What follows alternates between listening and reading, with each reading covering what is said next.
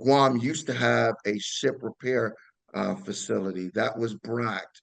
Um, Not only did Guam lose a huge technical and very capable workforce when that happened, but also um, the Navy lost a key logistics capability that they've been kind of bouncing around many times to foreign locations to try to get that maintenance taken care of. Um, do you see that as an area that we really need to kind of get a unified effort to build back up that technical workforce so that we can advertise to Indo-BACOM that, hey, you should use us again as this maintenance hub for your ships and submarines, particularly given what the governor's already initiated with the Navy with Gamma, the additive manufacturing initiative. It seems like it all kind of dovetails into one thing. And we've talked before about DOD's new regional sustainment framework as another push toward creating this hub and building industrial capability out where it's needed. So I think so. The answer is yes. That we should be in this space, and I think that we have a lot of credibility in this area. Number one, as you pointed out, local people staffed and operated a ship repair facility here. That and they had an excellent recruitment program that had an excellent apprenticeship program that resulted in a large number of skilled workforce that were local, that created the middle class of Guam at that time. And because of the changes in priorities for national defense at that time and other decisions, it got closed, and we lost a big portion of the population from that. People got Yes. relocated to other ship repair facilities in the continental United States. And of course, at that time also, there was a whole bunch of privatization that occurred as well. Now, so number one, can we do it? Of course we can, because we did it at a different time with lesser resources and a lesser population. So I would say that we already know that we can prove based on our history that we can do that. The second thing is um, we also experienced this pandemic we experienced showed the United States how very vulnerable they were to operating in places that were not under their flag.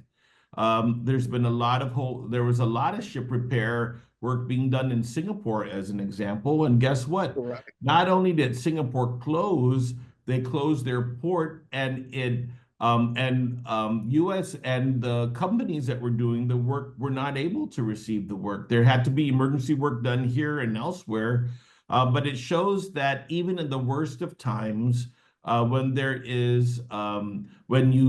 country needs a very reliable operating area, when you're operating in a foreign country, that there's no longer that assurance.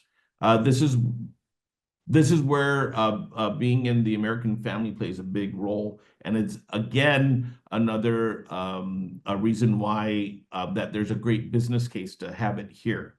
The third thing is, there's a reality. I love Hawaii, but boy, they are even more expensive than anywhere else. So, they have impressive facilities at Pearl Harbor Shipyard. And we shouldn't think that we need to ramp up at that level because the volume is not there. But we understand and we can project what kind of vessels are going to be operating here and what kind of work can be done that can be scaled up.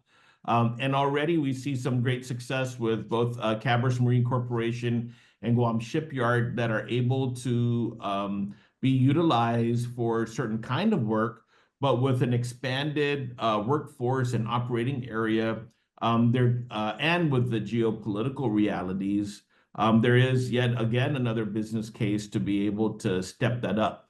So I would say that, both the governor and I have been talking with Indo-PACOM and various leadership in DoD and the Navy about making decisions to come into play here, right? I mean, military has to do certain things too, right? They have real estate that needs to be upgraded. They have a whole bunch of wharf space inside Naval Station that hasn't been upgraded in decades and decades.